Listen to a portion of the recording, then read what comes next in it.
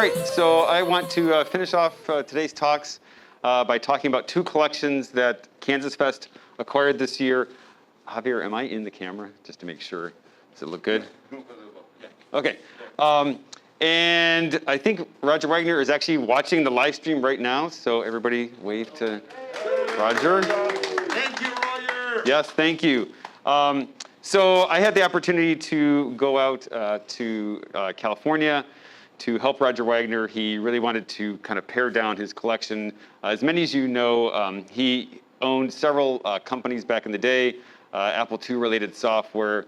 He was the creator of Hyper Studio, as well as a distributor for many applications, including the Merlin assembler and a lot of other programs that were kind of integral to the Apple II community. And then he went on to do a lot of stuff for the Apple II GS as well. And when his companies kind of closed up shop back in the mid to late 80s, everything just sort of went into storage. And he finally decided it was time to kind of pare that down, and he decided that KansasFest was the best repository for all of that stuff.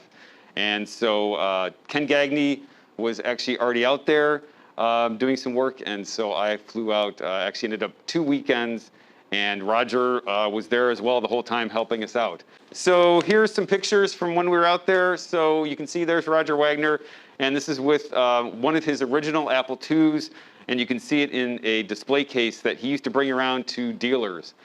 He actually tried to sell Apple II computers for a while, like an actual dealer for Apple, but he found that he wasn't perhaps the best salesperson, but what he was really good at was actually writing software and also writing articles for SoftDoc magazine, as many of you know.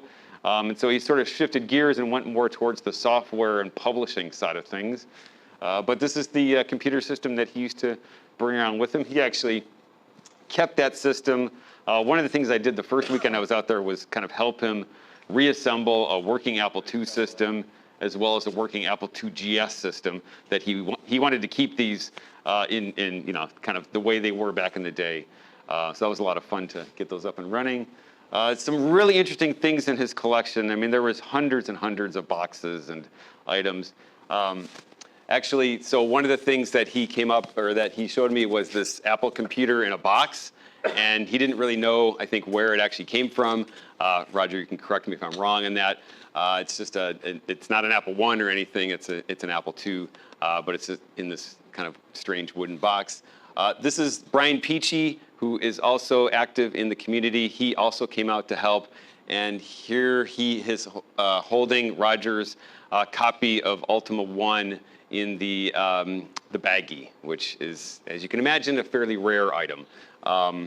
So some other things. There's Ken with just so Ken Gagne with a small portion of the collection. That we would stage things in one room and then move them down to the U-Haul pods. So this is probably a tenth of what we maybe went through when we were out there. Some other games that we found in Roger's collection, as well as some really interesting hardware, things that would interface to the Apple II that I had never seen many of these items ever. And here's just a picture of the two U-Haul pods. You can see they're packed to the ceiling there. If you have really sharp eyes, you notice there's one of those Hyper Studio water bottles that we had up in the lobby. I noticed people have been taking those and drinking from them.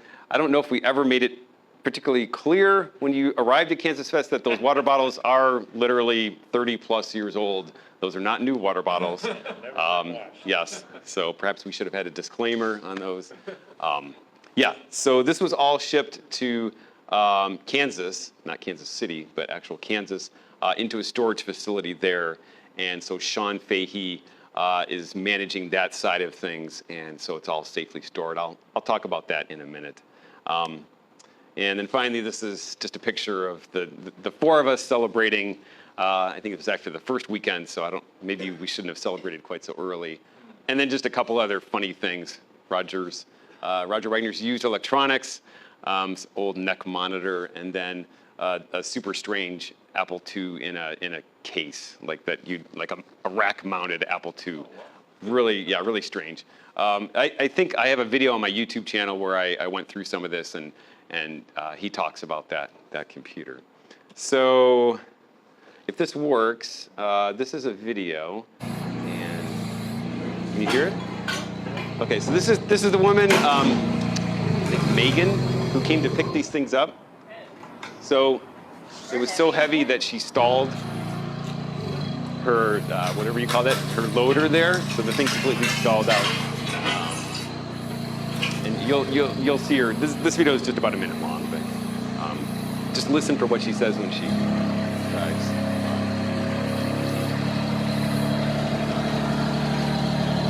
Heavy stuff in here? So she says, heavy stuff in here? But yes.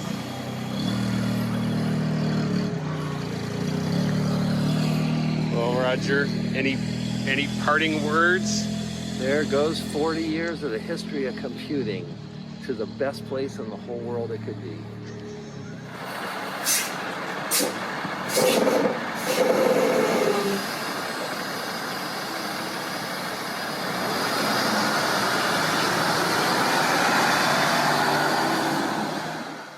Cool. All right, so that's the Roger Wagner collection. And then the next collection that KansasFest was involved in was Tony Diaz, and I was not involved in this. I'm just presenting the slides. But as many of you know, Tony Diaz was hugely active in the community. One of the founders almost of KansasFest. Came to many of the events over the years. Tragically passed away a couple years ago, and so KansasFest had an opportunity to save some of his collection.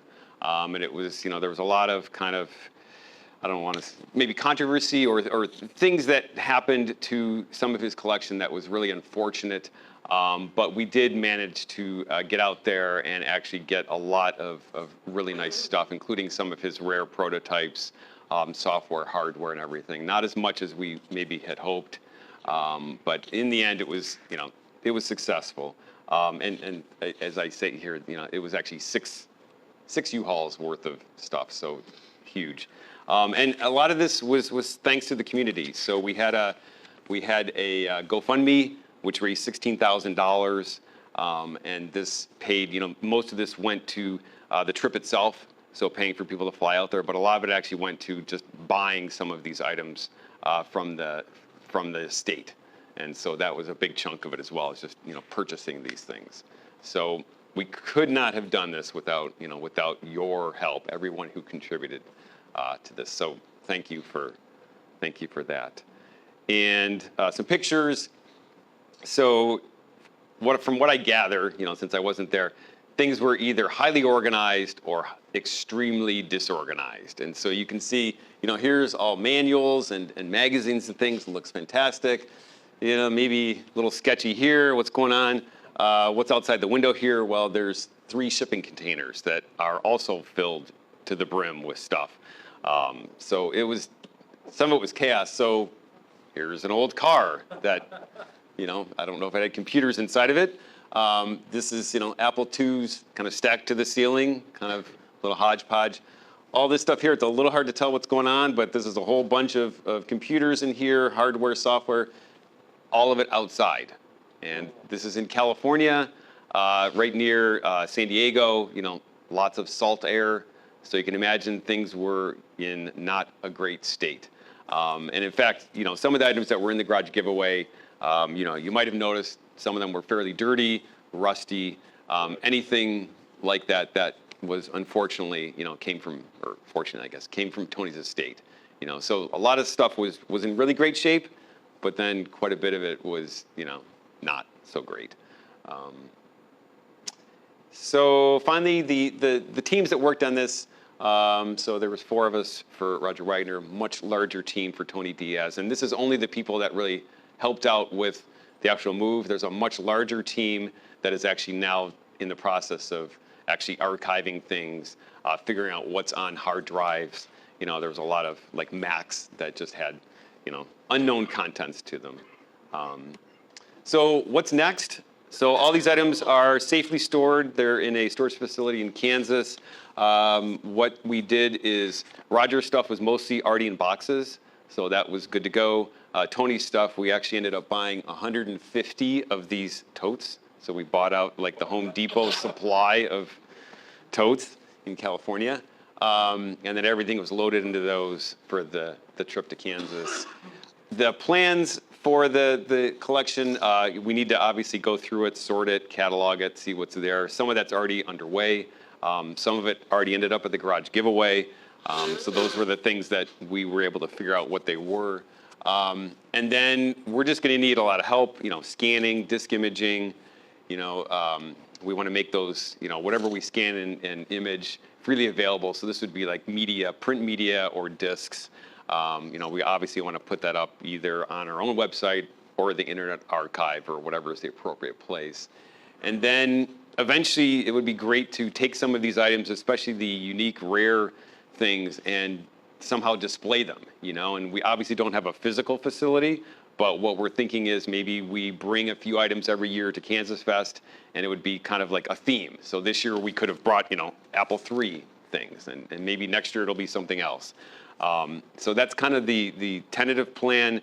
And then also perhaps for people who want to do research, like let's say you're really interested in a specific card or something like a RAM card or something like that we have in the collection, you could request access to that. We'd make it available for people to study and figure out how things worked or dump ROMs and stuff like that.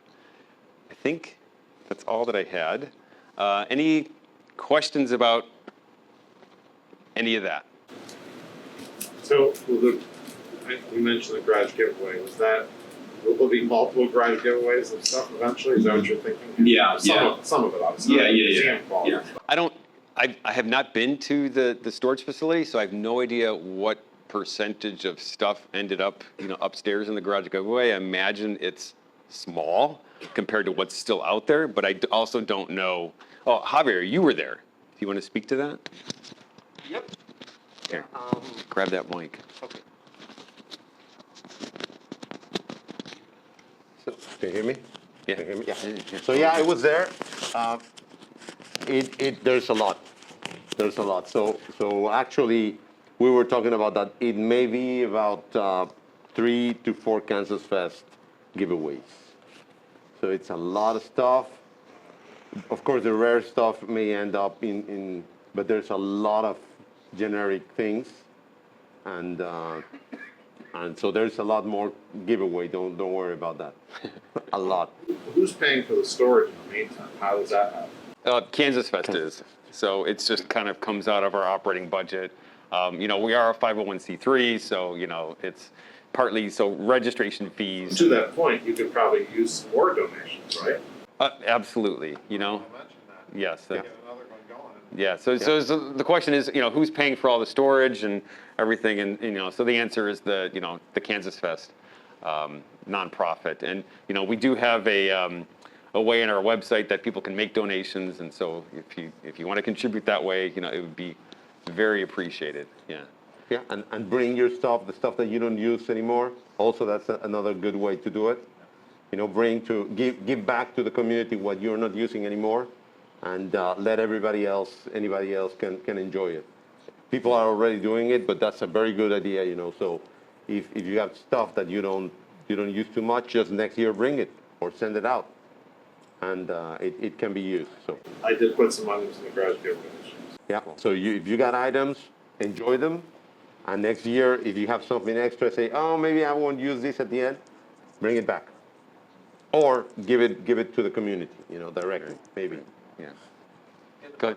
Tweens or Mark Twain's kind of survive? Did they end up? Yeah, so the question is, what about the Mark Twains, and some of the other kind of rare prototypes?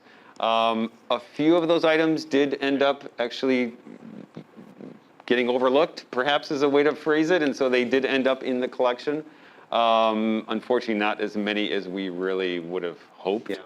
I don't know, Javier, if you have any other. Well, I just heard, as you may know, there was no control over it, and some people that were living over there were doing, their own money and doing things under the radar, and they sold a lot of stuff. But thankfully, they just sold things that they could see on top, and a lot of the prototypes were kind of hidden, so Yeah. I'm not sure about the Mark IIs, but Yeah. they found prototypes. Yeah, and I will say that some of these people who were buying stuff, some of them obviously knew exactly what they were doing, and they were just doing it anyway.